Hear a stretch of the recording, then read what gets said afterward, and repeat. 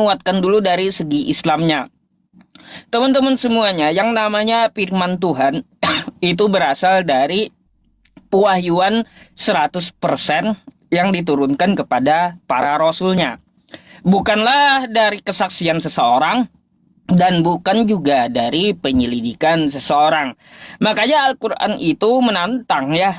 Di awal Al-Quran dengan ayat Bismillahirrahmanirrahim ya. Dzalikal kitabul la raiba fihi hudal lil muttaqin. Al-Quran ini tidak ada keraguan ya di dalamnya, petunjuk bagi orang yang bertakwa. Jadi kitab mana yang ada di muka bumi ini ya yang berani menyatakan dirinya tidak ada keraguan di dalamnya gitu. Dan firman Tuhan ini ya tentunya dan pastinya sempurna dibikin oleh Tuhan. Ya, itu berdasarkan juga di dalam Quran kita, Quran surah Al-An'am ayat 115 ya, faqalallahu ta'ala a'udzubillahi minasyaitonirrajim wa tammat kalimatu rabbika sidqan wa 'adla la mubaddila likalimatihi wa huwas samiul alim. Telah sempurnalah kalimat Tuhanmu yang dimana di dalamnya itu mengandung keadilan dan kebenaran. Tidak akan ada makhluk di muka bumi ini yang dapat mengubah Al-Quran.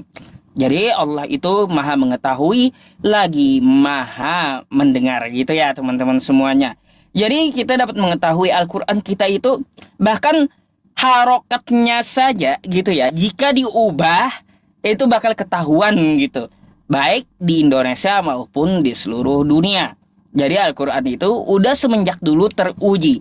Bahkan dari segi apapun, dari ilmu ulumul Quran, dari kedokteran masuk, dari sains juga masuk ya. Banyak Al-Quran juga mengandung sains. Tetapi Al-Quran itu lebih banyak Allah menurunkan hukum ya untuk manusia dan menurunkan peraturan-peraturan untuk manusia. Itulah yang dinamakan firman dari Tuhan. Yang mana firman itu tidak akan dapat diubah-ubah. Dan firman dari Tuhan itu ya teman-teman semuanya, wahyu dari Tuhan itu juga tidak akan pernah ada kontradiksi di dalamnya. Makanya ya kata Al-Quran, kalau Anda ragu dengan Al-Quran ini atau menuduh Al-Quran ini adalah bikinan Nabi Muhammad SAW, maka Al-Quran menantang, bikinlah ya semisal Al-Quran ini satu surah saja. Surah terpendek di Al-Quran itu Quran surah Al-Kautsar, cuma 3 ayat. Sampai saat ini manusia seluruh bumi digabung dengan jin sampai berhala-berhalanya, gak ada yang bisa bikin semisal Al-Quran 3 ayat aja. Maka dari itu Allah memenuhi janjinya ya sesuai dengan Quran surah Al-Hijr ayat 9, Inna nahnu nazzalna dzikra wa inna lahu lahafidun. Kami yang menurunkan Al-Quran dan kami pula yang menjaganya. Maha benar Allah dengan segala firman-Nya. Oke teman-teman. Ya teman-teman Kristen, kencengin tap-tap layarnya teman-teman. Boleh dijadikan yuk 500k tap-tap layarnya teman-teman. Kencengin tap-tap layarnya. Ya shalom teman-teman semua. Selamat malam. Malam ini kita berdiskusi dengan Pak Ustadz Yusuf PI dengan tema yang random. Apa yang bisa dipertanyakan di dalam kitab suci masing-masing. Landasan dasar kita masing-masing adalah kitab suci. Ya, sepakat kita katakan di luar Tuhan Yesus itu tidak ada keselamatan. Yohanes 14 ayat yang ke-6, nabi boleh banyak, rasul boleh banyak, yang berani mengatakan akulah jalan dan kebenaran dan hidup. Tidak ada seorang pun yang dapat sampai kepada Bapa kalau tidak melalui aku. Hanya Tuhan Yesus, dan hanya Tuhan Yesus yang memberikan kepada kita jaminan keselamatan, dan aku memberikan keselamatan bagi setiap mereka yang percaya, dan mereka pasti tidak akan binasa sampai selama-lamanya. Oke, saya mau tanggapi sedikit apa yang menjadi kritik dari Pak Ustadz Supei tadi. Mungkin beliau kelepasan teman-teman. Alkitab itu makin dibahas makin pusing. Yang pusing membaca Alkitab itu orang-orang yang tidak berhikmat, orang-orang yang cuma mencari kesalahan di dalam Alkitab. Makanya dia pusing membaca Alkitab. Nah, tetapi kita sebagai orang Kristen, kita yang mempunyai hikmat dari Tuhan supaya kita boleh mengerti apa yang tertulis di dalam Alkitab. Dan satu yang saya selalu bangga dengan Alkitab, Alkitab tidak butuh support dan dukungan dari kitab-kitab lain untuk menjelaskan setiap pertanyaan dari orang yang ingin bertanya tentang iman kekristenan. Alkitab sanggup menjawabnya. Ya, Alkitab tidak butuh support dari kitab-kitab lainnya. Mari kita buktikan teman-teman, karena arahnya lebih kepada kitab suci. Mari kita buktikan Alkitab atau kitab Pak Ustadz Yusupei yang adalah firman dari Tuhan, ya, menggunakan data dan dalil yang ada di dalam Alkitab. Dan Alkitab kita tidak pernah menantang siapapun teman-teman, tetapi Alkitab kita bebas dibuka, bebas dibaca, bebas buat mereka yang ingin mengerti tentang firman Tuhan, ya.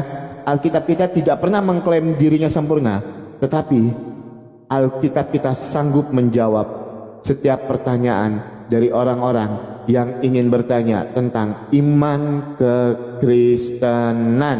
Ya, saya akan bawa data saya di dalam Matius 28. Sebentar ya. Saya bukakan datanya, Matius 28 ayat yang ke-20.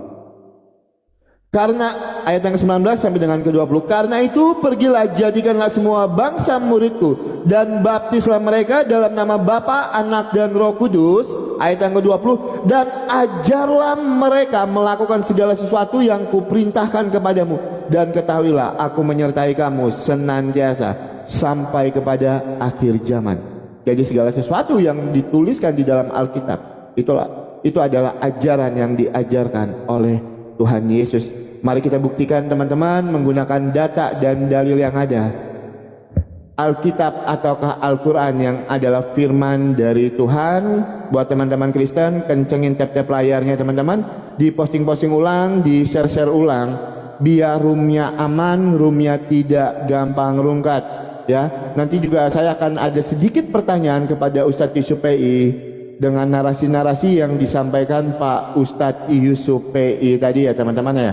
Otomatis ketika saya bertanya, data dan dalil saya adalah Al-Quran Pak Ustadz Yusupei, Al-Quran dan hadis, ya, di dalam iman Pak Ustadz Yusupei. Buat teman-teman Kristen, kencengin dulu teman-teman tap-tap layarnya, diposting-posting ulang, di-share-share ulang, biar roomnya aman, roomnya tidak gampang rungkat, ya teman-teman ya. Yang belum absen boleh di absen dulu teman-teman, yang belum share boleh di share dulu ya. Saya tidak banyak untuk opening statement saya karena ini tema yang dibawakan Pak Ustadz Yusupei. Saya cuma mengikuti arah pertanyaan Pak Ustadz Yusupei. Pak Ustadz Yusupei nanti bertanya kemana, kita akan mengikutinya ya teman-teman ya. Tapi saya yakin dan percaya malam ini kita akan buktikan kalau Alkitab adalah kitab suci yang sempurna, ya. Alkitab adalah firman yang datang dari Tuhan, ya teman-teman ya. Oke, buat teman-teman Kristen, kencengin yuk tap-tap layarnya teman-teman, diposting-posting ulang, di-share ulang, biar roomnya aman, roomnya tidak gampang rungkat. Ini tema, kita akan ikuti apa yang disampaikan Pak Ustadz Yusupei ya. Temanya soalnya tema dari Pak Ustadz Yusupei. Kita mau random malam ini, kita mau bebas bahas apapun teman-teman. Jadi kita tidak ada hal yang spesifik ya. Silakan Pak Ustadz Yusupei. Oke, ya, giliran kita, ya kawan-kawan. Oke, ini adalah pertanyaan pertama kita terhadap kitabnya Kristen, ya teman-teman semuanya. Teman-teman kan biasanya sudah melihat live streaming saya bertahun-tahun. Kenapa saya selalu menyebut kitabnya Kristen itu Bible gitu? Ya, bukan Alkitab. Karena saya mempunyai pertanyaan gitu. Sebelum saya menjelaskan kenapa alasannya, saya mempunyai pertanyaan dulu tentang masalah kosa kata Alkitab. Dari mana penamaan itu gitu? Ya, dia berasal dari bahasa apa? Terus dapatkah Anda menunjukkan dari bahasa Yunaninya ada kosa kata Alkitab? Atau jangan-jangan ya ngambil atau nyolong dari Al-Quran saya, kan gitu. Itu dulu, dibuktikan dulu ya penamaan dari kitab Anda itu ya sebelum saya membahas isinya. Penamaan kitabnya itu dari mana? Dinamakan Alkitab. Berasal dari bahasa apa? Ya, terus akar katanya apa? Karena ya teman-teman, kita mengetahui bersama ya, nama lain dari Al-Qur'an adalah Alkitab. Hal ini berdasarkan ya sesuai dengan ayat yang saya baca tadi. Biar kawan-kawan mengetahui, saya akan bukakan ayatnya berdasarkan dengan data bahwa nama lain Al-Qur'an itu adalah Alkitab. Nih, Quran surah Al-Baqarah ayat kedua. Ya, coba kita baca ya sama-sama teman-teman semuanya. Nih, ya, ini saya bacakan Arabnya. Zalikal kitabu la raiba fih. Ya, zalika Alkitab. Sekali lagi, zalika Alkitab. Apa terjemahnya? Alkitab di sini adalah Al-Qur'an ini, ya. Al-Qur'an ini tidak ada keraguan di dalamnya. Jadi, penamaan Alkitab itu sebenarnya adalah nama lain dari Al-Qur'an. Saya mau tahu jawaban Bang Oki, terserah dia mau browser kemanapun ya silakan. Coba dijelaskan dulu penamaan Alkitab diambil dari mana, dari bahasa apa. Terus ya kita mengetahui bersama Bible itu bahasa aslinya bahasa Yunani. Dapatkah Bang Oki menunjukkan kepada saya penamaan Alkitab dalam bahasa Yunani gitu? Karena seperti yang saya sampaikan kepada Anda semuanya, saya mempunyai alasan untuk mempertanyakan hal ini. Sekali lagi ya teman-teman ya, penamaan Alkitab satu perlu kita ketahui. Seperti yang saya tekankan di opening, itu tidak ada Alkitab itu penyelidikan ataupun kesaksian dari seseorang yang tidak jelas kesaksiannya. Penamaan Alkitab itu 100% dari firman Tuhan. Tidak cocok ya kalau kitab kita dinamakan Alkitab tetapi isinya kesaksian dari seseorang, terus dari cerita orang lain, terus dari penyelidikan seseorang. Itu nggak cocok. Lebih cocoknya itu dikatakan adalah sejarah dari seseorang atau karangan seseorang. Jadi ya, ini mungkin pertanyaan yang berat yang pernah saya utarakan dengan Bang Oki. Jadi saya minta jelaskan dulu, penamaan Alkitab itu dari mana gitu. Ya, dari mana? Kok bisa-bisanya nama kitab Kristen di Indonesia Alkitab? Padahal kalau kita melihat ya ke Yunani, nama kitab Kristen namanya Biblos. Kalau kita lihat ke Amerika, nama kitab Kristen namanya Bible. Kalau kita lihat ke Arab Saudi, nama penamaan dari kitab bahasa Arab ya milik Kristen itu adalah Al-Muqaddas gitu. Kok tiba-tiba di Indonesia namanya Alkitab gitu loh? Ya. Dari mana penamaan ini? Ya, jadi saya minta jelaskan hal ini sejelas-jelasnya dari segi penamaan dulu, baru saya akan mengupas isi dari kitab Bang Oki dan mempertanyakan beberapa hal di dalam kitab Anda tersebut. Ya, teman-teman. Teman-teman yang Kristen jangan marah ya. Saya belum mendengar lagi jawaban dari Bang Oki. Kenapa kalian udah marah-marah gitu di kolom komentar? Ya, sabar dulu. Ya, lihat dulu jawaban Bang Oki. Terima kasih. Oke. Siap teman-teman. Ya, silakan di-mute Pak Ustadz. Baru kali ini Pak Ustadz Yusuf PI bertanya hal yang susah katanya buat Bang Oki. Yang pertama saya mau sampaikan dulu teman-teman, agama Islam baru muncul pertama kali di abad ke-6 di Jazirah Arab. 610 sampai dengan 632 Masehi di Jazirah Arab. Kalau Pak Ustadz bilang tadi mencuri, saya mau mengajak kita menggunakan logika dasar yang sederhana. Logika dasar yang sederhana. Apakah mungkin yang lahir terdahulu mencuri yang belum datang? Itu logika yang paling sederhana dan paling gampang. Apakah mungkin yang lahir terdahulu mencuri yang belum lahir. Apanya yang mau dicuri? Tetapi ada kemungkinan besar ya teman-teman ya, ada kemungkinan besar kalau yang si ade ini yang lahir belakangan ini mengambil yang lahir terdahulu. Itu ada kemungkinan. Tetapi tidak akan pernah ada kemungkinan yang lahir duluan mengambil yang lahir belakangan. Itu yang pertama. Yang kedua, ya, saya mau tegaskan, bahasa tidak milik satu agama. Pelajaran mana yang mengatakan kalau bahasa itu milik satu agama? Pelajaran mana yang mengatakan itu? Bahasa itu adalah alat komunikasi yang digunakan untuk seluruh dunia. Itu adalah alat komunikasi, bukan milik satu agama. Tunjukkan saya datanya kalau memang bahasa itu milik satu agama. Pakai data dan pakai dalil. Bukakan saya data sejarahnya, pelajaran bahasa Indonesia, apapun itu gunakan. Ya, bahasa itu bukan milik satu agama, tapi bahasa itu adalah alat komunikasi yang digunakan. Sekarang saya mau jawab. Alkitab pertama kali itu diterjemahkan ke dalam bahasa Melayu yang menjadi dasar bahasa Indonesia. Ingat, bahasa Indonesia ini dasarnya itu adalah bahasa Melayu.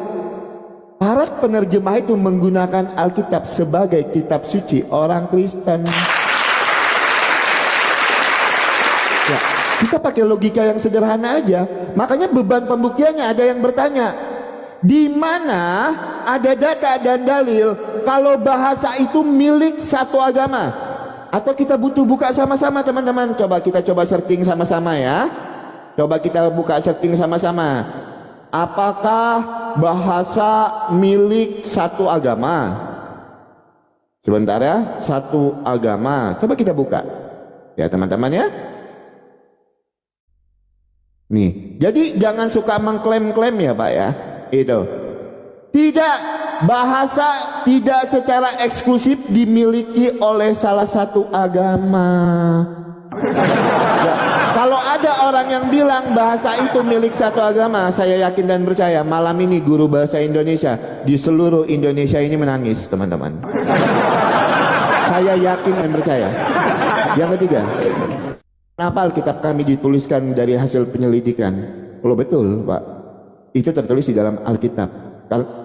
Alkitab kami itu bukan Alkitab yang main klaim. Segala sesuatunya dari hasil penyelidikan, bisa dibuktikan melalui sejarah-sejarah yang ada. Saya yakin, saya tidak usah bertanya panjang lebar teman-teman. Kalau saya tanya aja, Isa itu sejarah hidupnya ada di abad keberapa? Benar nggak cerita itu? Benar-benar pernah ada nggak? Sampai tahun kapan itu nggak akan pernah dijawab. Itu karena tidak akan bisa dibuktikan melalui sejarah. Oke, kita sedang bertanya, kalau memang Al-Quran itu adalah firman yang datang dari Tuhan, kenapa ada ayat-ayat yang dinasak dan dimansuh? Kalau memang Al-Quran itu adalah firman yang datang dari Tuhan, kenapa ada ayat-ayat yang dinasak? Itu yang pertama. Yang kedua, saya mau bertanya di dalam surat Al-Fil. Surat Al-Fil, surat ke-105 ayat 1 sampai 4. Tidaklah engkau dalam kurung Nabi Muhammad memperhatikan bagaimana Tuhanmu telah bertindak terhadap, bukankah dia telah menjadikan tipu daya mereka itu sia-sia dan dia mengirimkan kepada mereka burung berbondong-bondong? Pertanyaan saya tentang cerita Raja Abraha, ini cerita yang benar-benar terjadi atau tidak? Cerita Raja Abraha ketika Raja Abraha ingin menghancurkan Ka'bah. Ini ada terdapat juga di dalam Sirah Nabawiyah, ada juga terdapat di dalam Quran Pak Ustaz Yusupei. Cerita ini benar-benar pernah terjadi atau tidak? Tolong tunjukkan saya faktanya, silakan. Oke. Ya teman-teman Kristen, kencangin tap-tap layarnya teman-teman, ditembusin 500k teman-teman, tap-tap layarnya. Oke teman-teman semuanya ya, saya akan jawab dulu pertanyaan tentang Islam. Kalau Al-Quran itu firman Tuhan, kenapa ada nasakh wal mansukh? Bang Oki, Anda harus paham apa itu nasakh wal mansukh ya. Nasakh wal mansukh itu dia tidak mengubah hukumnya. Ya, tidak mengubah hukumnya. Contoh ya, dulu orang berzina di Arab Saudi, dia akan dihukum mati, dirajam sampai mati. Lalu ya Allah menurunkan lagi ya ayat untuk mengubah hukum tersebut tidak sampai mati, tapi dirajam 100 kali. Ingat, hukuman rajamnya itu tetap berlaku, ya, bukan ditiadakan. Ya, tuh. Jadi, masalah hukum baru yang diturunkan oleh Allah Subhanahu wa taala itu sesuai dengan keadaan manusianya pada saat itu yang menerima wahyu. Bukan sembarangan ya pengubahan tersebut gitu. Tidak sembarangan. Jadi perlu kita ketahui dulu ya, untuk masalah nasakh wal mansukh itu bukan meniadakan atau membatalkan ayat sebelumnya. Tidak, ayat sebelumnya berlaku di zaman manusia yang menerima firman saat itu. Tetapi di zaman manusia kemudiannya, kenapa Allah mengubah perkaliannya dari hukuman mati menjadi 100 kali ya? Yang dulu hukumannya sampai mati. Yang ada sekarang aturannya diubah, tapi rajamnya tetap gitu ya. Dah. Nggak ada ya pemusnahan atau ya perubahan dari Tuhan di situ. Tuhan hanya mengubah tata caranya. Nah, terus berkaitan nih tentang masalah katanya Kristen duluan ada. Habis itu Islam ada di abad ke-7. Saya mau tanya, sebelum Islamnya di abad ke-7 itu muncul, Kristen mana yang pakai bahasa Arab? Ya. Coba tunjukkan sama saya. Karena ya di Arab Saudi itu yang masuk hanya Nasrani. Tidak ada Kristen di Arab, nggak ada. Lalu Anda klaim bahwa Kristen memakai bahasa Arab duluan, itu Kristen mana gitu? Coba tunjukkan sama saya. Karena yang masuk ke Arab Saudi itu Nasrani Najran. Nggak ada Kristen masuk Arab Saudi. Nggak ada ya. Tolong tunjukkan Kristen mana. Terus ya, Kristen mana yang Anda maksud memakai kosakata Arab yang menamai kitabnya Alkitab. Karena di zaman dulu ya, Kristen ya atau Nasrani yang di Arab Saudi menyebut kitab mereka itu bukan Alkitab, tapi Al-Muqaddas Al-Ahdu Al-Jadid untuk perjanjian baru. Terus perjanjian lama Al-Muqaddas Al-Ahdu Al-Qadim. Ayo, tolong tunjukkan di mana ya Kristen pakai bahasa Arab menamai namanya adalah Alkitab. Terus juga ya, tadi Bang Oki menjawab penjelasan penamaan Alkitab dari bahasa Melayu. Itu dari mana? Datanya di mana gitu. Terus nggak ada penjelasan ini Alkitab dari bahasa apa ya. Terus penamaan Alkitab, kitab ini berakar kata dari kata apa. Terus dari mana bahasa Yunaninya. Nggak ada. Yang ada tadi Bang Oki saya lihat hanya beretorika gitu ya. Nggak ada menjelaskan gitu. Terus tentang masalah bahasa ini bukan milik satu bahasa. Betul. Tetapi ya, satu agama itu mempunyai pemakaian bahasa. Paham? Contoh Arab. Arab tidak memakai bahasa Yunani dalam agama Islam. Memang ya agama yang namanya agama tidak mengklaim satu bahasa, tetapi yang namanya agama memakai satu bahasa. Contoh Al-Quran. Ya, Al-Quran. Inna anzalnahu Qur'anan Arabiyyan la'allakum ta'qilun. Sesungguhnya kami menurunkan Al-Quran berupa bahasa Arab. Ya. Nah, nggak ada Al-Quran bahasa Yunani, nggak ada. Memang bahasa Arab bukan milik satu agama, tetapi ya Anda perlu tahu bahasa Arab yang mana. Karena bahasa Arab tuh banyak macamnya. Ada bahasa Arab Palestina, ada bahasa Arab Suriah, ada bahasa Arab ya dari Madinah, ya Mekah, atau bahasa Arab dari Quran. Coba tolong jelaskan dulu secara rinci. Ya, silakan. Oke, teman-teman. Ya. Kita langsung jawab, bukan menjawab sih, kita menyanggah ya teman-teman ya, berapa narasi yang yang disampaikan oleh Pak Ustadz SPI. Pak Ustadz harus paham, Kristen Ortodok yang ada di Arab itu lebih dulu menggunakan bahasa Arab sebelum agama Islam lahir. Nah, Makanya saya katakan tadi Pak Ustadz, bahasa itu tidak milik satu agama. Terus kalau Al-Quran Pak Ustadz berbahasa Arab, kalau ada orang yang menggunakan bahasa Arab terus dibilang itu mencuri, itu namanya logical fallacy Pak Ustadz ya. Ketika Al-Quran Pak Ustadz Yusuf PI berbahasa Arab gitu kan, Al-Quran Pak Ustadz Yusuf PI berbahasa Arab, terus ada orang menggunakan bahasa Arab, terus dibilang itu mencuri katanya teman-teman, karena kebetulan Al-Qurannya berbahasa Arab. Jadi bahasa Arab itu cuma milik agama Islam gitu. Sedangkan bahasa itu adalah alat komunikasi semua bangsa. Makanya saya sampaikan tadi, guru bahasa Indonesia menangis malam ini melihat narasimu Pak. Ya, guru bahasa Indonesia malam ini menangis melihat narasi Pak Ustadz Yusuf PI. Ya, ketika dia mengatakan kalau memang Al-Quran itu berbahasa Arab, berarti kalau ada orang yang menggunakan bahasa Arab itu mencuri. Coba saya mau tanya dengan Pak Ustadz Yusuf PI, bahasa Arab itu pertama kali ada di dunia ini tahun berapa? Coba Pak Ustadz Yusuf PI jawab pakai data dan dalil. Bahasa Arab itu pertama kali ada di dunia ini tahun keberapa? Dibandingkan dengan agama Islam itu munculnya di abad keberapa? Mari kita bandingkan nanti. Agama Islam itu muncul di abad ke-7 di Jazirah Arab. Mari kita buktikan bahasa Arab pertama kali muncul itu abad keberapa?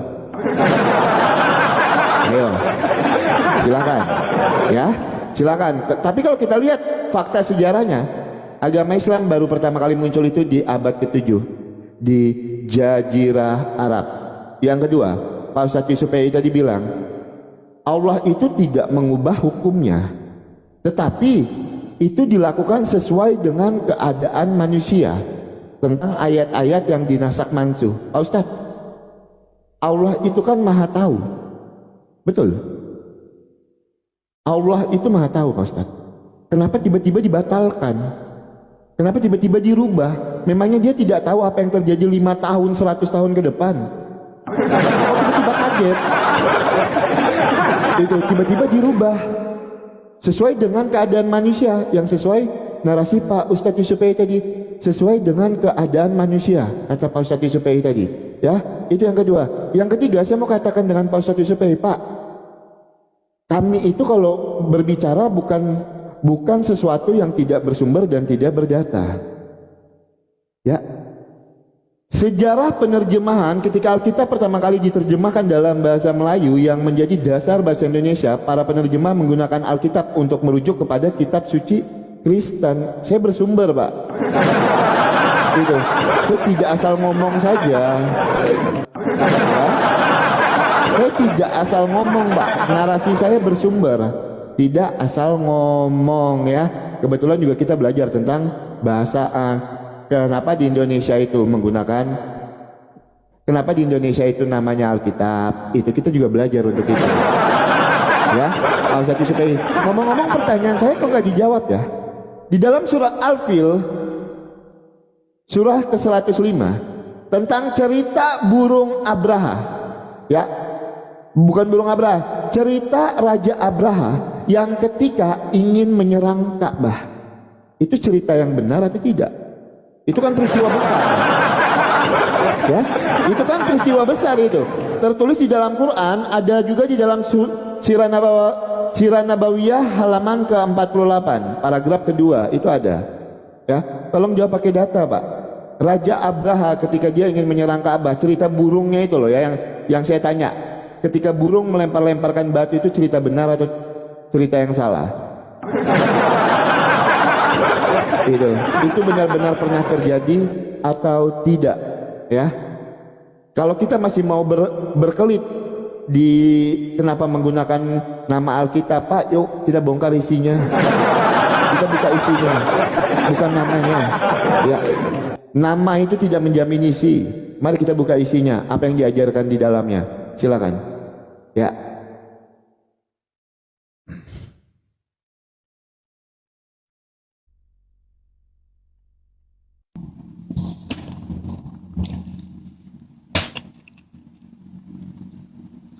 Oke. Baik, teman-teman semuanya. Ya, saya akan jawab dulu tentang masalah Abraha. Ya, Abraha agresi militernya terhadap Ka'bah itu pada saat tahun gajah. Ya, jadi seperti itu Bang Oki, dan betul terjadi. Bahkan kakeknya Nabi Muhammad SAW dari Bani Hashim yang menjaga Ka'bah itu ada ceritanya ketika tentara Abraha menyerang Ka'bah. Jadi seperti itu, ada ceritanya gitu. Oke, ya Bang Oki, dan itu betul terjadi. Oke, lalu Anda mau tanyakan dari mana gajahnya? Kan kayak gitu nanti. Padahal di Arab Saudi gak ada gajah katanya. Dah, tuh nanti saya jelaskan ya secara rinci dari mana Abraha membawa gajahnya ya. Jelas bukan dari Arab Saudi. Karena Abraha itu bukan orang yang tempat tinggalnya di Mekah, bukan. Oke, ya. Terus ya Bang Oki, tentang masalah kosakata Alkitab dari bahasa Melayu. Ini bikin ketawa semua hewan ya kayaknya. Bukan lagi manusia ya, tapi apa? Tapi hewan semua ketawa gitu. Alkitab dari bahasa Melayu ya. Coba kalau kita melihat ya teman-teman, ya Alkitab tuh dari bahasa mana? Ya ini yang standar aja ya, dari Wikipedia aja ya, yang standar, bukan Islam, bukan Kristen dia ya memacunya, bukan. Tapi dia mengatakan seperti apa? Ya, Alkitab ya, bahasa Indonesia berasal dari frasa Alkitab bahasa Arab. Ya, udah tahu yang depannya itu al, pasti Arab ya. Nggak ada al itu ya bahasa Yunani, nggak ada. Ataupun bahasa Kristen dari Ortodok, nggak ada. Kau bilang ya yang memakai bahasa Arab Kristen Ortodok. Kristen Ortodok tuh bukan di Arab Saudi kawan ya. Yang namanya Kristen Ortodok itu letaknya di Suriah, di Palestina, daerah Syam, bukan di Arab Saudi. Yang masuk ke Arab Saudi itu adalah Nasrani Najran, ya, bukan Ortodok, ya, nggak ada. Nih makin kacau juga Bang Oki ini lama-lama. Kristen Ortodok nggak ada di Arab Saudi, nggak ada, ya.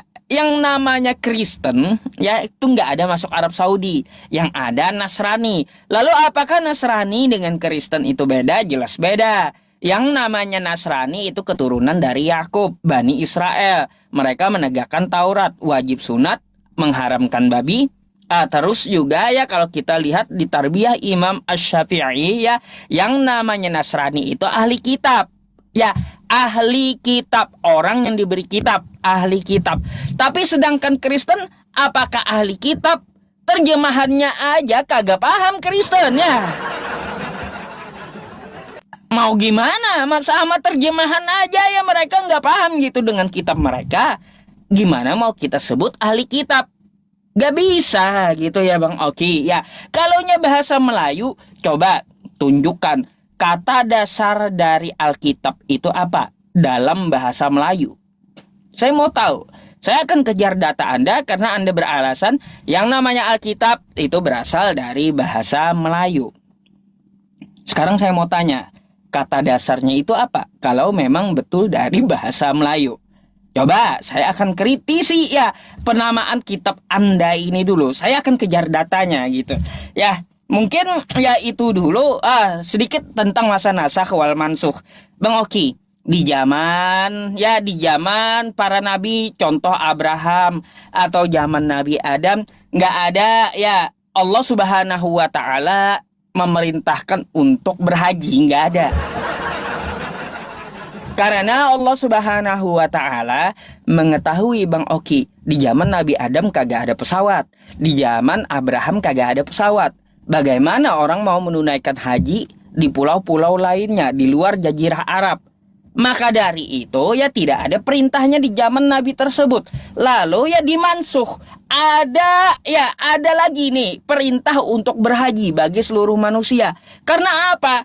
Zamannya Allah Subhanahu wa taala mengetahui kehidupan manusia makin maju dan dia bisa bikin pesawat untuk terbang melaksanakan ibadah haji. Tuh ya, Allah Maha Tahu Bang Oki. Ya. Jadi jangan heran kenapa dinasah dan dimansuh. Oke, kita langsung tanggapi ya teman-teman ya. Ya. Jadi kalau saya lagi membacakan suatu sumber, didengarkan baik-baik. Yang saya sampaikan tadi penerjemahan, ya Pak Ustadz ya, penerjemahan itu loh yang ada di dalam Alkitab itu berasal dari bahasa Melayu, bahasa awal pertama. Tapi kalau Pak Ustadz bertanya arti kata Alkitab itu berasal dari bahasa mana, ini datanya Pak Ustadz ya. Jadi Pak Ustadz jangan terlalu pede ya, jangan terlalu pede dulu, silakan. Istilah Alkitab berasal dari bahasa Yunani Tabibilia, yang berarti kitab-kitab Alkitab itu sendiri ditulis dalam 3 bahasa utama, Ibrani untuk sebagian besar Perjanjian Lama. Pak Ustadz, istilah Alkitab berasal dari bahasa Yunani. Ini apa Pak Ustadz? Jangan modal-modal mengklaim. Berkali-kali saya bilang jangan modal-modal mengklaim. Terus Pak Ustadz tidak berani menunjukkan datanya kepada saya Pak Ustadz. Ya, Pak Ustadz tidak berani menunjukkan kepada saya datanya. Kapan pertama kali bahasa Arab itu ada? Oke, kalau kita lihat datanya, agama Islam muncul pertama di Jazirah Arab. Ya, agama Islam muncul pertama kali di Jazirah Arab 610 sampai dengan 632 Masehi. Pertanyaan saya, kalau memang bahasa Arab ini milik agama Islam, kapan pertama kali bahasa Arab itu muncul di dunia ini? Jawab pakai data dan pakai dalil. Ya, jawab pakai data dan pakai dalil. Kita berbicara tentang sejarah sekarang, bahasa. Kalau memang bahasa Arab itu adalah miliknya agama Islam, agama Islam pertama kali ada di 610 sampai dengan 632 Masehi di Jazirah Arab. Itu data, itu sejarah. Saya berani bertanggungjawabkan itu. Kapan pertama kali bahasa Arab ada? Ayo, tolong tunjukkan saya data dan dalilnya. Kalau memang Pak Ustadz bilang tadi, oke, saya ikuti. Kalau memang Pak Ustadz ingin mengklaim Alkitab itu berbahasa Arab karena awalnya itu al, gitu kan, nggak apa-apa. Ya, kita lihat. Al-Quran muncul pertama kali abad keberapa Pak Ustadz? Al-Quran muncul pertama kali abad keberapa itu? Ya, terus juga saya minta bukti sejarah tentang Raja Abraha. Buktinya mana? Mari kita buka data dan dalilnya Pak Ustadz. Kita buka data dan dalilnya ya. Oke. Sebentar ya teman-teman ya. Sebentar teman-teman, sebentar aku bukakan dulu ya. Aku bukakan dulu data tentang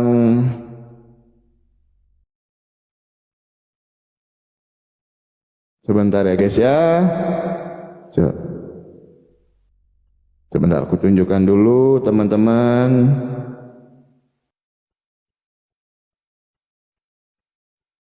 Sebentar ya. Dongeng.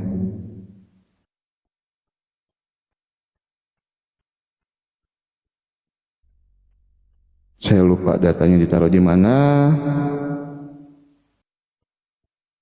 Sebentar ya, kita tunjukkan dulu datanya. Sebentar guys. Oke Pak Ustadz, sekarang saya bukakan datanya kepada Pak Ustadz. Saya minta datanya Pak Ustadz kalau memang cerita ini benar ada. Dongeng ceria kisah Raja Abraha yang ingin menghancurkan Ka'bah. Dongeng ceria kisah Raja Abraha yang ingin menghancurkan Ka'bah. Mari kita buka isinya teman-teman ya. Kita buka isinya ya. Oke teman-teman, Surabaya klikmu.co.id memperingati Maulid Nabi SAW.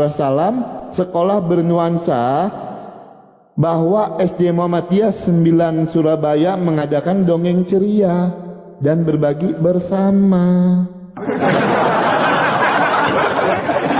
Dongeng ceria Pak Ustadz. Dongeng ceria kisah Raja Abraha. Ini literasi dari Pak Ustadz loh ya yang menulis ini ya. Nabi Muhammad ini SD Muhammadiyah 9 Surabaya Pak Ustadz. Ini gimana Pak Ustadz menanggapi ini? Gimana Pak Ustadz menanggapi itu Pak Ustadz? Saya minta data dan dalilnya. Mana? Kalau memang cerita itu benar-benar pernah terjadi Pak Ustadz. Silakan. Ya teman-teman Kristen kencengin tap-tap layarnya ya teman-teman ya.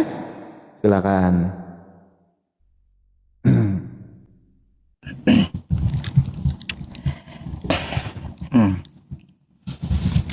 Baik, ya teman-teman, syukron jazakallah ya.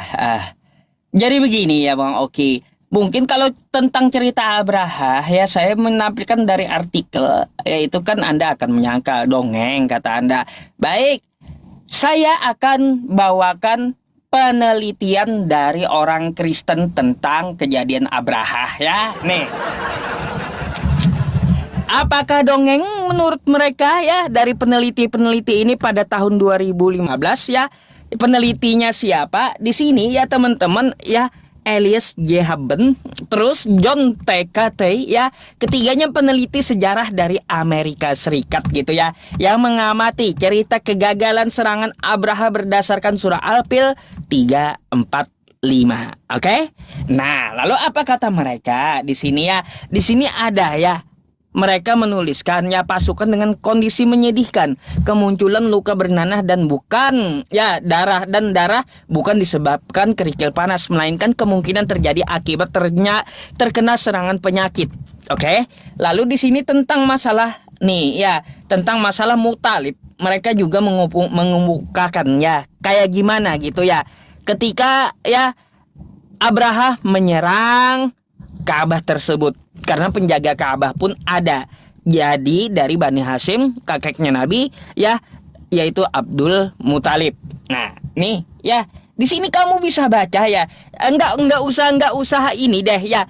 Kagak usah dari Islam gitu literasinya ya, tapi dari Kristen.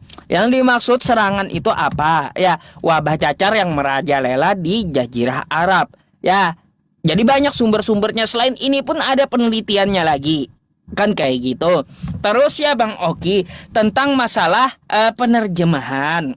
Ya, kata kau penerjemahan bahasa dari Bible. Kosakata Alkitab itu dari Melayu, yang diambil dari bahasa Yunani Biblia. Ngaco.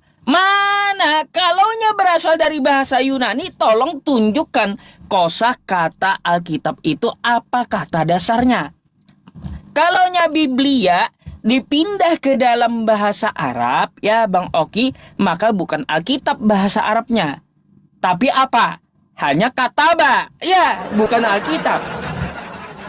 Kalaupun mau dipaksa dari kosakata Biblos Yunani, maka bahasa Arabnya juga bukan Alkitab, tapi kutubun. Ya, beda lagi, itu jamak tuh, kitab-kitab.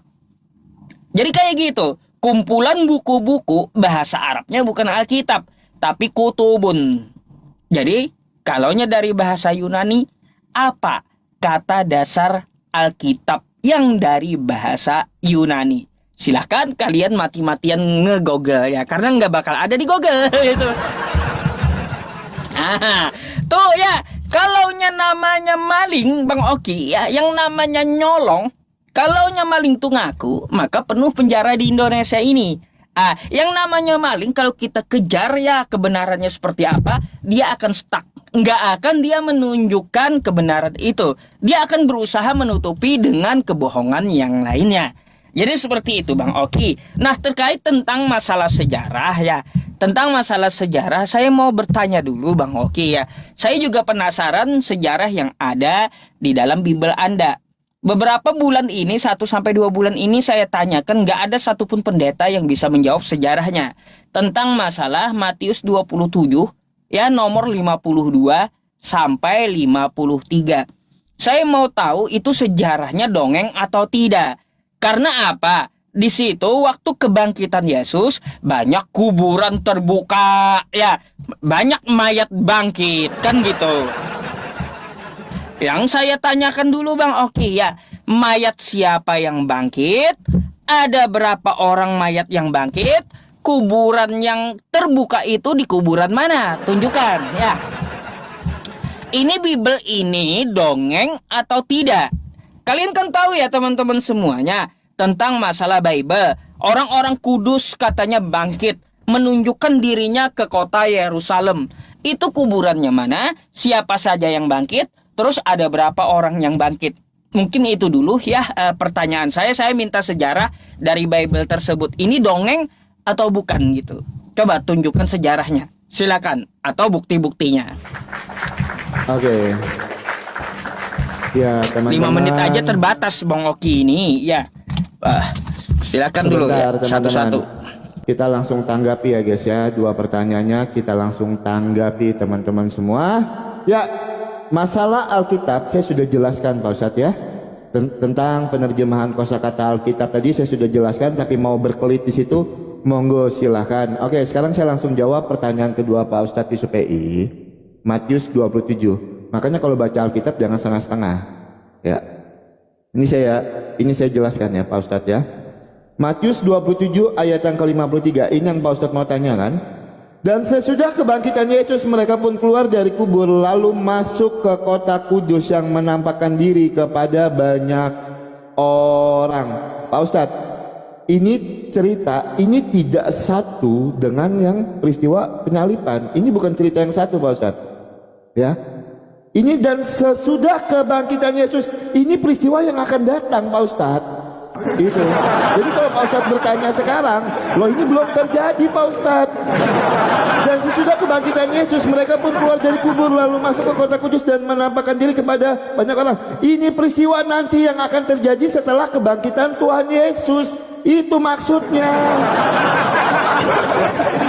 Ini yang dimaksudkan Pak Ustadz di sini. Nah, kalau yang di atas ini Yesus berseru pula dengan suara nyaring lalu menyerahkan nyawanya, ini peristiwa penyalipan ketika Tuhan Yesus disalibkan. Nah, yang di sini Pak Ustadz ayat 53 dan ayat 55 dan 56 ini peristiwa penyalipan Tuhan Yesus, yang melihat peristiwa penyalipan Tuhan Yesus. Matius 27 ayat yang ke-53. Saya sudah jawab. Nah, sebentar teman-teman, saya mau tanggapi langsung narasi dari Pak Ustadz Yusuf PI. Kalau maling itu nggak akan ada yang ngaku. Kalau ngaku penjara penuh.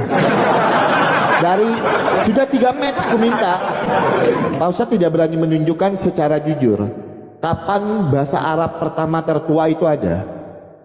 Kita tunjukkan. Ya, kita tunjukkan datanya. Prasasti tertua abad ke-16, prasasti Arab yang tertulis dengan ditemukan berasal dari minus keempat Masehi Pak Ustadz. Agama Islam baru muncul di abad keberapa Pak Ustadz? Abad keberapa? Agama Islam baru muncul di abad keberapa? 610 sampai dengan 632 Masehi. Berarti orang sudah menggunakan bahasa Arab Pak Ustadz. Makanya Pak Ustadz dari tadi tidak mau jujur. Ketika saya tanya 3 menit, tunjukkan datanya kapan pertama kali bahasa Arab itu ada di dunia. Pak Ustadz nggak mau jawab, karena kalau Pak Ustadz jawab kena kan? Betul. Oke. Sekarang gini aja deh. Kalau saya menunjukkan dari literasi Islam, kalian tuh tidak akan percaya, oke. Nah, sekarang saya tunjukkan dari penelitian Kristen sendiri. Data ini udah bosan saya bawa. Sudah bosan saya Pak Ustadz kalau mau dibantah dengan data ini Pak Ustadz. CNBC ini kan yang Pak Ustadz bawa. Baca dong kesimpulannya. Lalu soal gajah yang dibawa Abraha diketahui berjenis gajah Afrika, Loxodontia africana, yang sudah punah. Terlepas dari kebenaran historitas serangan itu, terlepas dari historitas kebenaran serangan itu masih dipertanyakan. Bacalah kesimpulannya, jangan kutip-kutip. Terlepas dari kebenaran historitas serangan itu, ini kan datamu, ini kan datamu. Ini udah bosan saya bahas data ini. Peneliti AS ungkap fakta Abraha gagal serang Ka'bah. Baca dong kesimpulannya, jangan dikutip-kutip. Kenapa suka sekali ayat Alkitab dikutip-kutip? Ya, literasi dikutip-kutip, kesimpulannya dibaca. Lalu soal gajah yang dibawa Abraha diketahui berjenis gajah Afrika, Loxodonta, yang sudah punah terlepas dari kebenaran historitas serangan. Masih dibilang terlepas Pak Ustadz, entah benar entah tidak. Baca dong kesimpulannya. Satu hal yang pasti, Abraham memang tewas. Betul, Abraham memang tewas. Tetapi tentang serangan burung itu, benar atau tidak yang saya tanya? Kan? Itu. Jangan bawa data itu Pak Ustadz. Baca kesimpulannya. Itu tidak seperti yang Pak Ustadz masukkan. Silakan data lain. Tunjukkan saya data lain Pak Ustadz. Silakan. Udah, baik.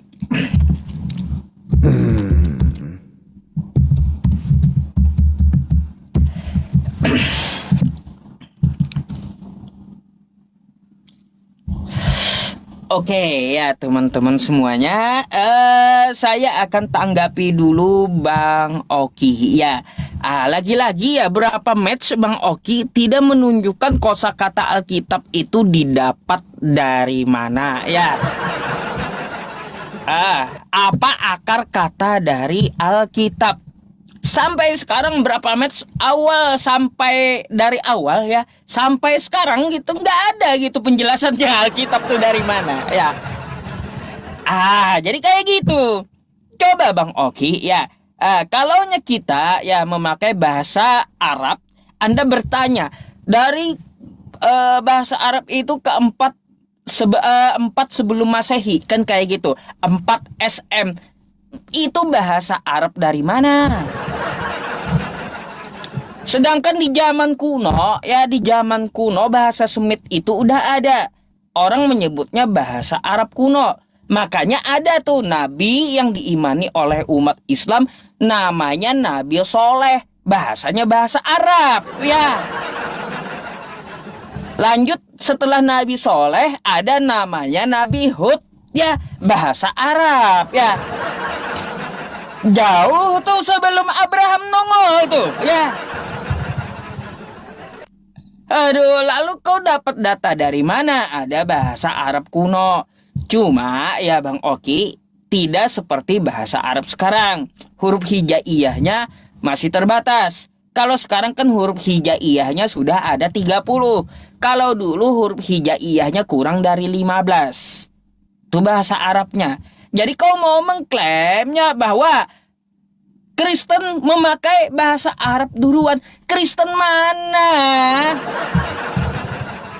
Saya udah bilang Kristen Ortodok tuh daerah Syria. Coba Kristen yang di Arab Saudi itu ada nggak? Nongol nggak Kristen di Arab Saudi? Saya udah bilang yang ada di selatan Saudi itu hanya Nasrani, Najran, nggak ada Kristen. Lalu kau klaim bahwa Kristen lebih dulu memakai bahasa Arab. Mimpi. Coba tunjukkan 2 hal itu dulu sama saya kalau membuktikan bahwa Anda itu benar.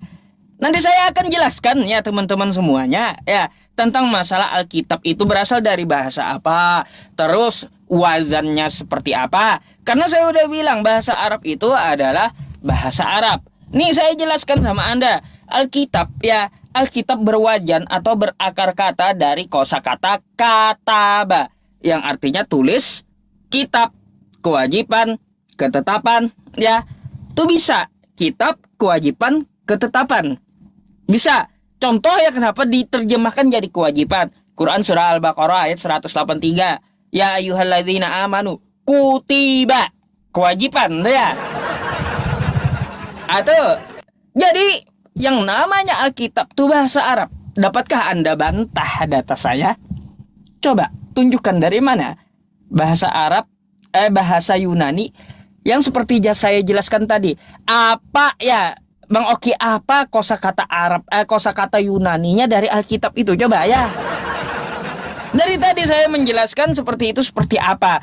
Terus ya Bang Oki tentang permasalahan Abraha. Saya bisa tunjukkan data tentang masalah Abraha, bukan cuma 1 tapi puluhan gitu. Tentang masalah Abraha ini bukan cuma CNBC ya, CNBC tadi Tapi juga Bang Oki tentang masalah sejarah ya, sejarah dari Abraha tersebut.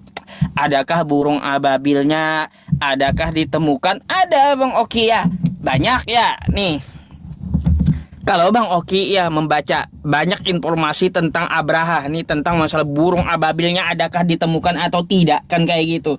Di sini kan ada juga ya dijelaskan tentang sejarahnya Abdul Muthalib ya tidak mau berurusan dengan Abraha. Karena apa? Ka'bah itu mempunyai pemiliknya. Banyak Bang Oki ya datanya. Banyak gitu tentang masalah Abraha itu berhambur. Jadi kalaunya masalah kisah Abraha dan gajah yang binasa ya, tentang yang kamu bawakan tadi terlepas dari kebenarannya, ya jelas benar. Karena apa? Ada sejarah dan ayatnya ya. Tuh, ada sejarah dan ayatnya. Jadi siapa yang dapat menyangkali? Penelitiannya juga ada. Hei Bang Oki, coba jelaskan dulu tentang masalah kosakata Alkitab tadi. Saya tadi mau mengejar sejarah yang mayat zombie bangkit tadi, tapi nggak sempat nih nanti ya. Sebentar teman-teman, kita langsung jawab dulu ya. Dari awal ini kan saya sudah sebutkan sama Pak Ustadz ya, datanya masih harus tampilkan berulang ya Pak Ustadz ya. Masa saya harus tampilkan berulang untuk Pak Ustadz ya. Akar kata Alkitab dalam bahasa Yunani adalah Biblia atau Biblion, yang berarti buku-buku atau buku. Kan dari awal saya sudah tunjukkan data itu ya. Kenapa harus diulang-ulang lagi? Saya harus menunjukkan hal yang sudah saya tunjukkan. Kenapa harus saya tunjukkan berulang-ulang? Ya Pak Ustadz, gini loh, makanya saya bilang ya, saya nggak tahu ketika kalian bernarasi itu kalian sadar nggak sih dengan yang kalian ucapkan itu? Atau kalian nggak sadar? Oke, lo sebelum Islam muncul memang bahasa Arab itu sudah ada. Lo berarti orang-orang dulu sudah menggunakan bahasa Arab sebelum agama Islam muncul di Jazirah Arab di abad ke-6. Kan logika sederhananya seperti itu. Saya nggak tahu, makanya gini teman-teman, aku kadang-kadang bingung ya ketika berdiskusi dengan mereka ini teman-teman. Mereka ini sadar nggak sih dengan yang mereka ucapkan? Kamu mengklaim kalau Alkitab itu bahasa Arab dan itu milik Islam, orang Kristen mencolong. Lo kamu sendiri yang ngomong kok. Lo nabi-nabi terdahulu sudah menggunakan bahasa Arab. Saya nggak perlu bantah yang lain. Itu kan berarti bahasa Arab udah lebih dulu digunakan Pak Ustadz, sebelum agama Islam muncul. Logika sederhana Pak Ustadz. Itu logika sederhana. Hal paling simpel. Makanya saya katakan tadi, yang lahir duluan tidak mungkin yang mencuri lahir belakangan. Aku nggak tahu teman-teman. Makanya ya, ketika dia bernarasi ini, dia paham nggak sih dengan yang disampaikannya? Kita sedang ingin membuktikan apakah Alkitab ini mencuri dari bahasa Arab, dari kitab Pak Ustadz. Pak Ustadz sendiri yang ngomong, lo sebelum agama Islam itu muncul memang bahasa Arab sudah digunakan. Lo sudah, itu sudah menjawab. Agama kami Pak Ustadz, iman kami lebih dulu ada dibandingkan iman Pak Ustadz. Memang berat teman-teman ya. Itu. Nah terus biasakan Pak Ustadz gini Pak Ustadz, kalau saya menunjukkan data itu Pak Ustadz, saya bacakan. Jangan Pak Ustadz tunjukkan, saya nggak tahu apa yang dibacakan itu tadi. Yang saya tanya cerita burung, saya tidak bertanya burung ababil itu benar-benar ada atau enggak. Saya tidak tanya burung ababil. Yang saya tanya cerita burung ababil membawa batu ini loh. Itu yang saya tanya benar apa enggak. Terus ditunjukkan, dibacakan pelan-pelan Pak Ustadz. Dibacakan pelan-pelan. Itu. Ya ini kalau aku tambahkan satu data lagi nih Pak Ustadz ini pasti bingung nih. Lihat ya teman-teman ya. Lihat nih pasti bingung nih. Saya berani tebak ini teman-teman. Oke. Lihat ya. Surat Asy-Syura ayat yang ke 29. Di antara tanda-tanda kebesarannya adalah penciptaan langit dan bumi serta makhluk-makhluk melata yang disebarkan pada keduanya. Dia maha kuasa mengumpulkan semua apabila dia menghendaki. Yang saya tanya Pak Ustadz, makhluk melata yang ada di langit sebutkan satu saja. Di antara tanda-tanda kebesarannya adalah penciptaan langit dan bumi serta makhluk-makhluk melata yang disebarkan pada keduanya. Berarti ini disebarkan di langit dan di bumi. Pertanyaan saya, makhluk melata apa yang disebarkan di langit? Pak Ustadz jawab pakai data. Mungkin saya kurang tahu ya, ada makhluk melata yang ada di langit. Siapa tahu Pak Ustadz bisa menjelaskan kepada kami. Pak Ustadz, makhluk melata apa yang disebarkan Pak Ustadz di langit? Oke, kalau dari tadi ngomong tentang sejarah, cerita burung Abraha itu benar ceritanya, karena ada sejarah dan ada ceritanya di dalam Al-Quran. Pertanyaan saya, sejarah Isa ada di abad keberapa? Apakah lebih penting cerita Isa atau cerita Raja Burung Abraha? Tunjukkan sejarahnya. Isa hidup di abad keberapa? Pada masa pemerintahan siapa? Jedor kan, selamat datang di kebenaran. Selamat datang di kebenaran. Saya minta datanya. Isa hidup di abad keberapa? Historikalnya. Kalau memang itu yang menjadi acuannya. Selamat datang di kebenaran Pak Ustadz. Mari kita buktikan. Kalau Pak Ustadz mau bertanya cerita sejarah tentang orang-orang Kudus yang bangkit, itu belum terjadi Pak Ustadz. Itu makanya saya sesuai penjelasan saya tadi. Silakan dijawab Pak Ustadz Yusuf PI.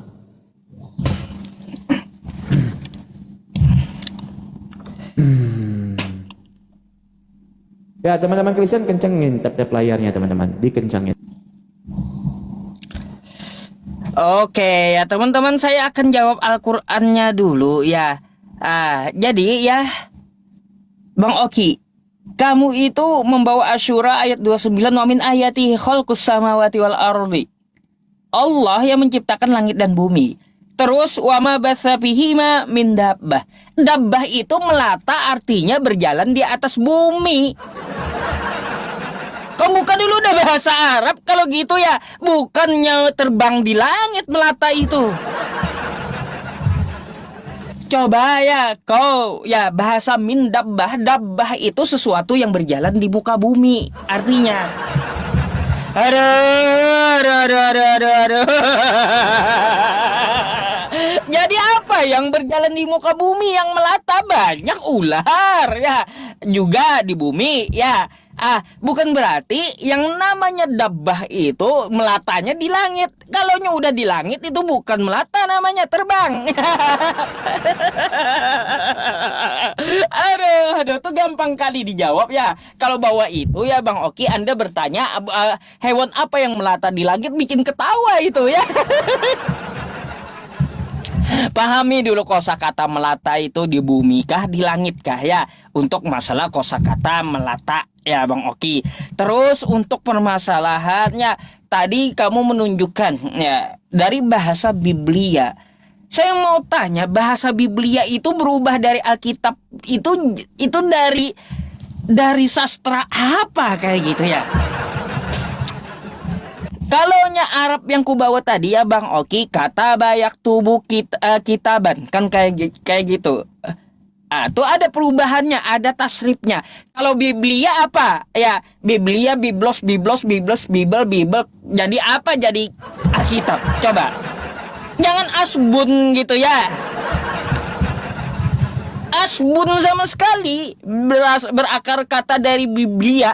Jadi perubahan katanya jadi Alkitab itu gimana prosesnya? Coba jelaskan. Kalau saya kan Alkitab tuh ada tuh ya dasarnya kataba yaktubu kitaban. Ya, fahuwa katibun wa dzaka maktubun. Kan gitu, uktub. Ada fi'il amarnya.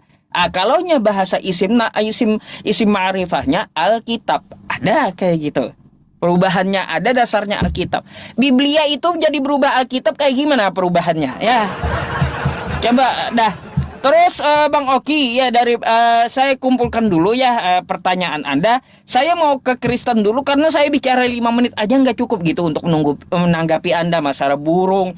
Terus Anda berbicara tentang masalah kitab Anda. Terus tadi juga saya mau menanggapi tentang masalah Matius. Nih ya, yang namanya bohong akan ditutupi dengan kebohongan lain. Bang Oki jangan ngibul ya. Yang namanya Matius ya 27 ya 52 53 ini bukan kejadian yang akan datang ya, karena apa? Di sini cerita Yesus dengan Maria Magdalena ya. Maria Magdalena nggak ada di cerita yang akan datang. Maria Magdalena tuh udah wafat di masa lalu ya. Jangan kau ngibul. Makanya ku cari ya, ini kuburan-kuburan terbuka dan banyak orang kudus yang meninggal bangkit. Mana bekas kuburnya? Siapa yang bangkit? Kan kayak gitu. Terus ada berapa yang bangkit? Dan sesudah kebangkitan Yesus, mereka pun keluar dari kubur lalu masuk ke kota Kudus untuk menampakkan diri. Ini cerita masa lalu.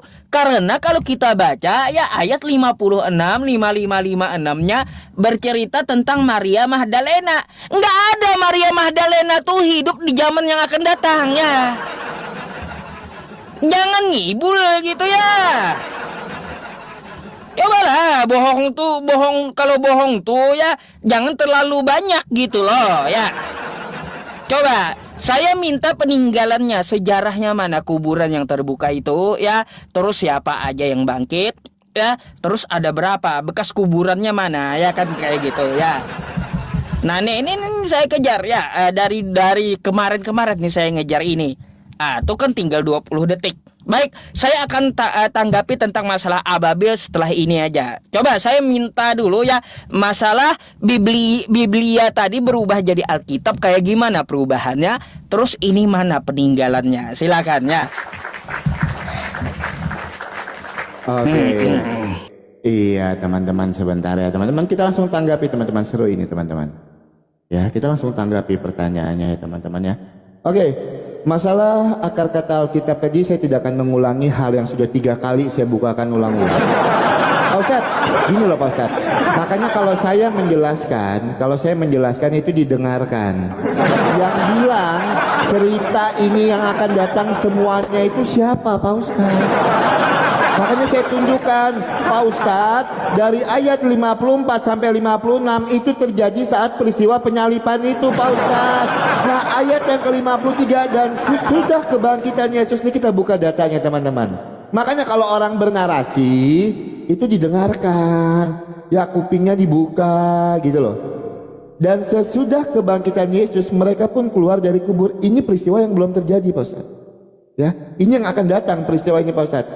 Nah yang ayat ke-54 maka saya jelaskan pelan-pelan tadi. Ayat 54 sampai 56 ini satu peristiwa dengan yang terjadi ketika penyalipan Tuhan Yesus.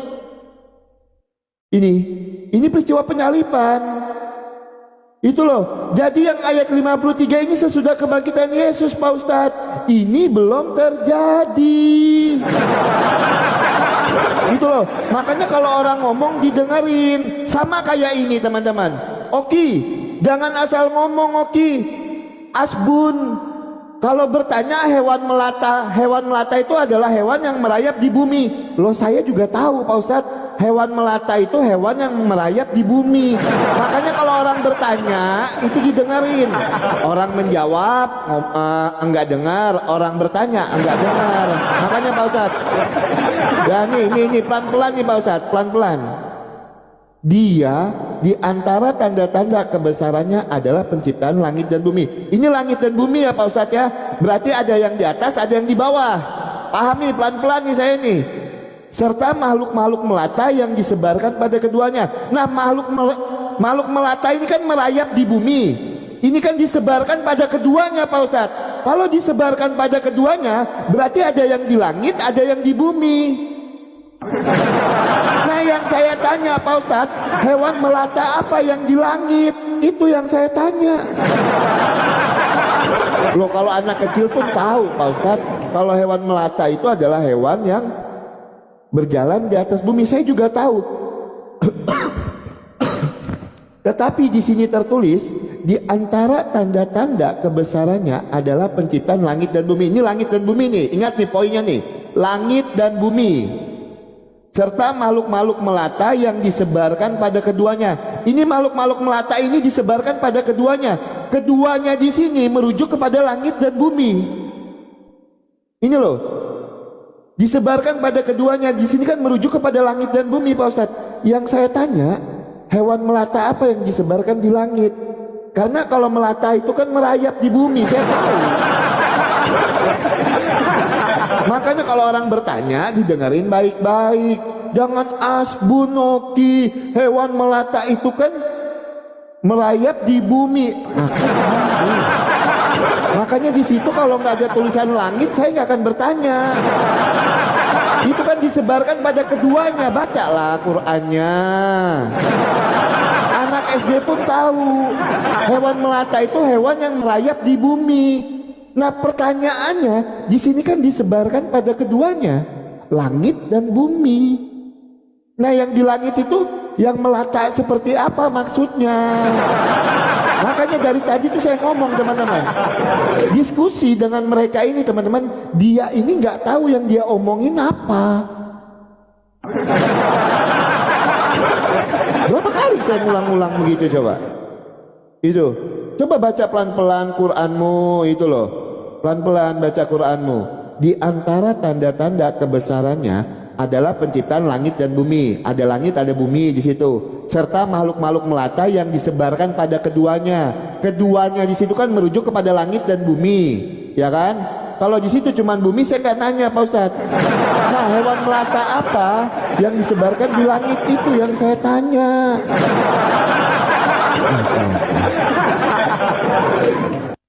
Ya, ya jadi itu Pak Ustadz. Tolong tunjukkan dulu Pak Ustadz masalah cerita. Tolong masalah Isa kok nggak dijawab ya, masalah Isa ya. Jangan mau lari. Isa itu hidupnya jabat keberapa? Karena Pak Ustadz sendiri tadi membuktikan suatu kebenaran itu adalah tertulis di dalam Quran dan sejarah. Itu adalah bukti kebenaran. Isa hidup jabat keberapa? Jangan lari dari konteks. Selamat datang di kebenaran. Silakan Pak Ustadz. Ya, silakan.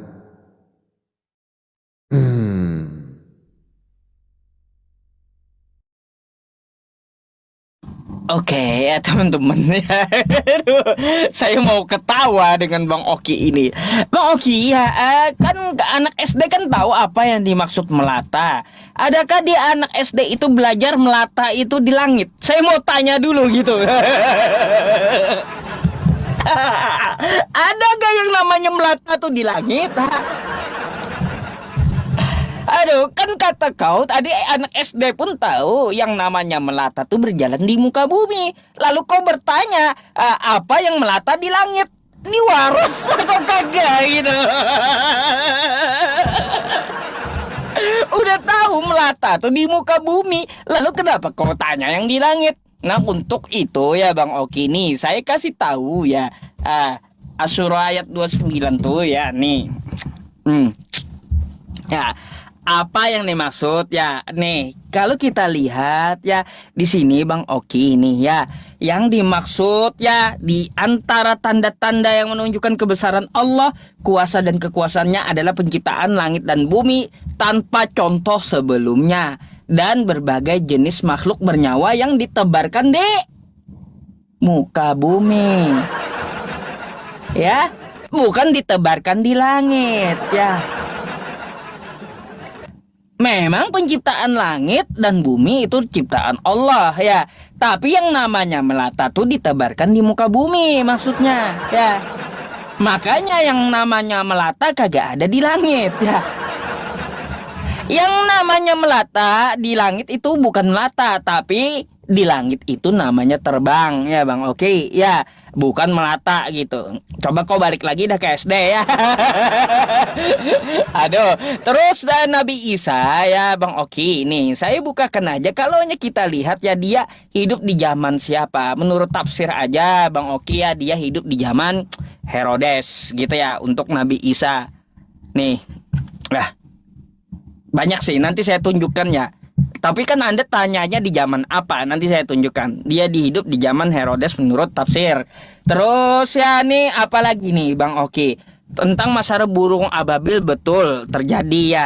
Di sini banyak ya, banyak juga tafsir ya yang menjelaskan ya, memang dia mengirimkan kepada mereka burung yang berbondong-bondong.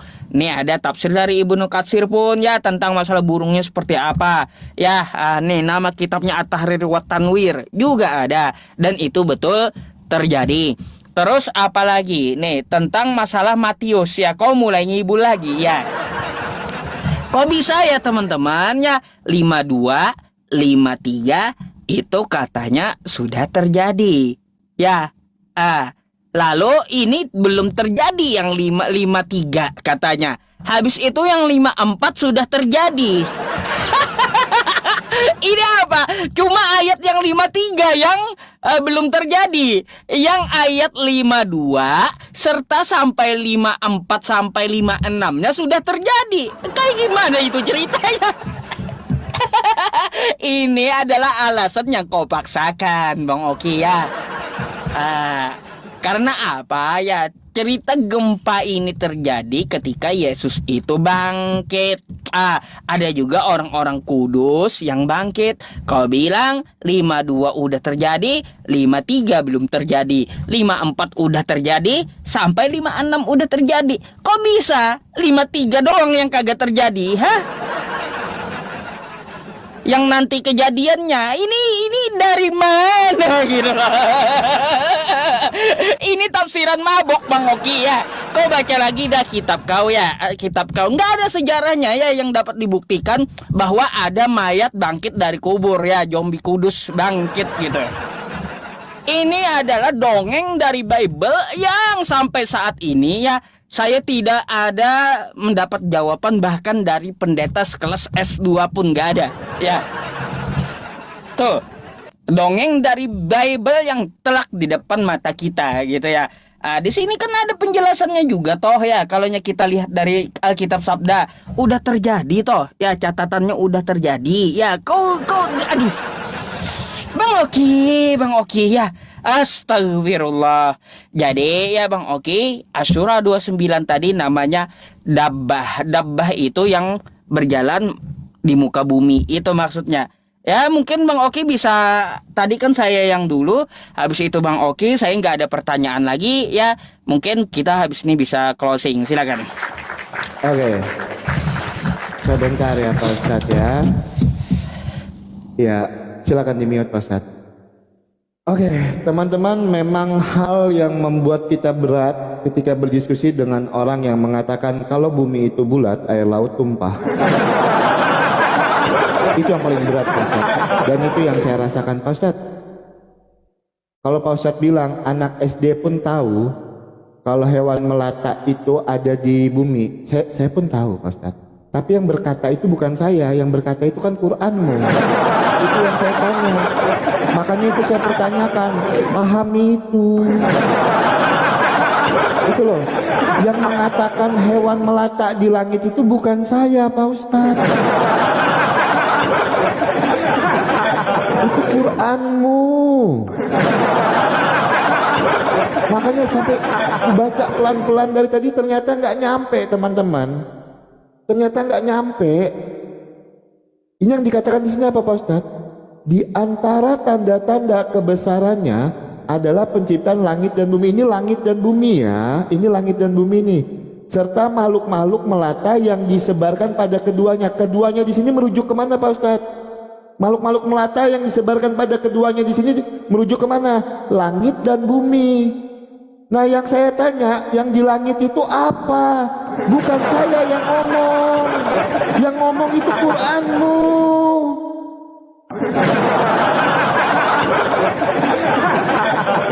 Adakah hewan melata yang di langit? Ini waras apa kagak?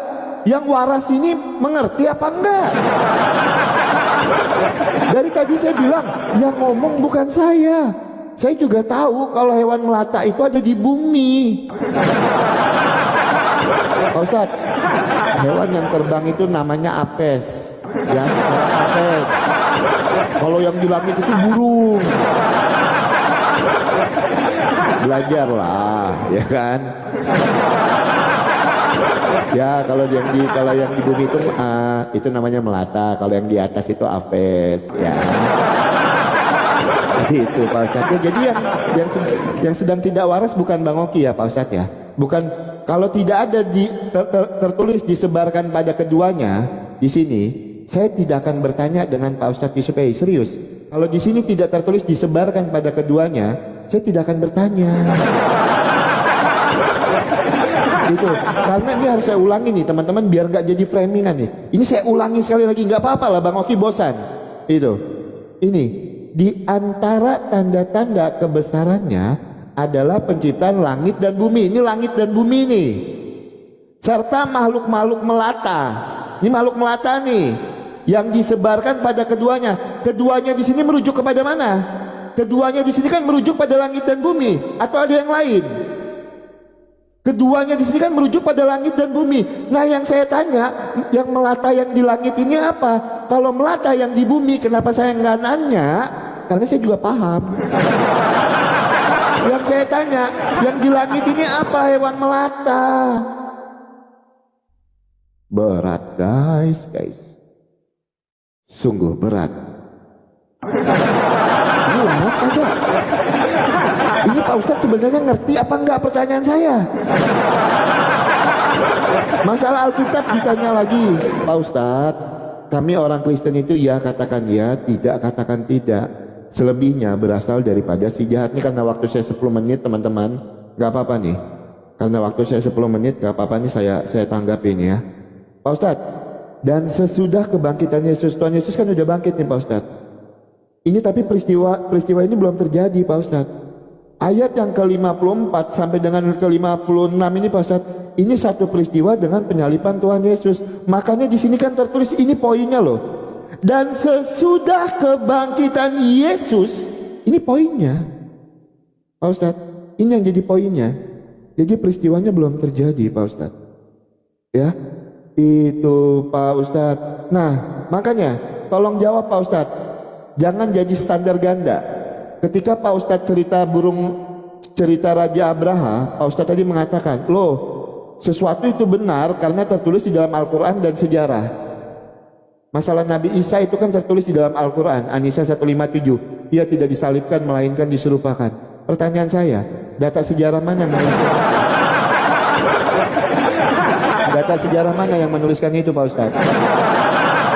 Ya, tolong jawab pakai data dan pakai dalil ya Pak Ustadz ya. Pak Ustadz, ini closing statement saya boleh menyeberang atau tidak? Ya, kalau closing enggak lah. Tapi habis ini kan saya tanggapi, mungkin setengah-setengah, saya kalau closing setengah dan jawab pertanyaan nanti setengah gitu. Ya berarti saya Oke. Closing lah 5 menit. closing. Saya hanya boleh- menjawab nanti, enggak akan nyeberang juga, menjawab pertanyaan dari Islamnya aja. Oke. Ya udah, berarti langsung ke Pak Ustadz aja, ambil 5 menitnya Pak Ustadz. Udah jam berapa ini, silakan. Oke. Ambil aja 5 menit. Bang Oki nggak close? Oke lah, kalau gitu saya akan langsung menjawab ya. Dari pertanyaan Bang Oki tadi ya teman-teman, mari kita pahami Asy-Syura 29 ya. Apa yang dikatakan Allah ya, wa min ayatihi khalqus samawati ya. Ini bercerita tentang di langit. Dan dari sini ya, Allah bercerita tentang masalah di bumi ya, bukan di langit ya. Jadi yang melata tadi bukan yang di langit ya. Wal ardi, dan di bumi, wama basapihima, dan dia basa ini membangkitkan, menghidupkan pada keduanya, min dabbah, dari bumi tadi yang berjalan melata di muka bumi ya. Nih sambungannya, yang namanya melata di bumi bukan di langit kata Quran ya. Nah, kayak gitu ya. Terus juga ya, saya tidak menanggapi lagi Matius ya. Mungkin itu aja. Terus ada beberapa tadi ya yang saya perlu tanggapi juga sedikit dari Bang Oki tadi dari jawabannya. Kata Bang Oki ya, di masa lalu Yesus itu belum bangkit. Ya, tapi di masa mendatang. Lalu yang bangkit di masa lalu itu siapa ya? Katanya kan Yesus mati lalu bangkit. Kata Bang Oki, dia sesudah kebangkitan Yesus itu konteksnya nanti yang akan datang. Berarti Yesus belum bangkit di masa lalu kan gitu. Nah, ini jadi berlawanan pula dengan sejarahnya Bang Oki ini, jadi serba salah kan kayak gitu. Lalu di mana kata Bang Oki ya bahwa sejarahnya dan dalilnya? Ya, di dalam Quran surah An-Nisa 157 ya teman-teman, sedikit kita bahas. Wa qaulihim inna qatalna al-masiha Isa bada Maryam Rasulullah wa ma qataluhu wa ma salabuhu walakin syubbiha lahum. Jadi Allah katakan di situ bahwa orang-orang Yahudi mengaku menangkap Nabi Isa alaihi salam. Padahal mereka tidak menangkap, tidak membunuhnya, dan tidak pula menyalibnya, tetapi diserupakan. Memang Allah Subhanahu wa Ta'ala sengaja ya tidak menuliskan satu nama kepada siapa Nabi Isa itu diserupakan, karena Allah menugaskan Nabi Isa kembali ya pada saat dia turun kedua kalinya, sesuai dengan Quran surah Az-Zukhruf ayat 63. Walamma ja'a Isa bil bayyinat qala qad ji'tukum bil hikmah wa li ubayyina lakum ba'dal ladzi takhtalifuna fi fattaqullaha wa ati'un. Jadi Nabi Isa datang kedua kalinya untuk menjelaskan kepada siapa dia diserupakan. Nah, tuh. Jadi memang sengaja Allah tidak menyebutkan sebuah nama karena tugas Nabi Isa untuk meluruskan kembali ya sejarah yang telah lalu kepada siapa beliau diserupakan. Jadi seperti itu Bang Oki, itulah indahnya Al-Quran ya teman-teman semuanya. Terus berkaitan tentang masalah bahasa Arab tadi kata Bang Oki, tuh ya kau udah tahu katanya bahasa Arab itu sebelum Islam ada. Ya bahasa Arab itu sebelum Kristen ada juga. Masalahnya kayak gitu. Kan udah saya bilang, bahasa Arab kuno sudah ada. Sejak Abraham tuh belum ada. Bayangkan, Nabi Soleh itu bahasa Arab. Belum ada Abraham. Nabi Ibrahim habis itu ke Nabi Hud. Bahasa Arab. Jauh sebelum ribuan Masehi bahasa Arab kuno tuh udah ada. Jadi dari klaim mana? Bahwa Kristen pakai bahasa Arab duluan. Jadi sebelum Kristen nongol bahasa Arab tuh udah ada Bang Oki. Ya bukan berarti Kristen bisa mengklaimnya karena lebih duluan dia menongol di abad pertama, Islam di abad 7. Tidak ada. Ya Kristen sebelum di abad ke-7 tuh pakai bahasa Arab nggak ada. Kecuali Nasrani Najran dan Kristen Ortodok yang Anda sebut di Syam tadi. Ya nggak ada Kristen masuk Arab Saudi. Kristen itu masuk ke Indonesia ya ketika ke arah Eropa dan ke arah Indonesia yang dibawa oleh Belanda. Nggak ada nyasar ke Arab gitu Bang Oki ya. Jadi seperti itu ya, mungkin itu saja yang perlu saya jawab dan saya sampaikan. Mohon maaf atas segala kekurangan ya Bang Oki atau kosakata yang menyinggung. Ini hanyalah sebuah diskusi yang patut ya untuk kita pelajari ke depannya ya. Mungkin dari saya yang saya sampaikan ya ada yang kurang jelas, saya mohon maaf. Terus juga ya mungkin yang saya sampaikan bisa menambah ilmu pengetahuan dan Bang Oki sampaikan kepada saya bisa kita pelajari dan menjadi tambahan untuk kita semuanya. Jadi seperti itu Bang Oki, terima kasih ya atas diskusinya. Oke, Pak Ustadz, terima kasih banyak. Oke, Selamat Bang Oki. malam, Pak Ustadz. Selamat malam.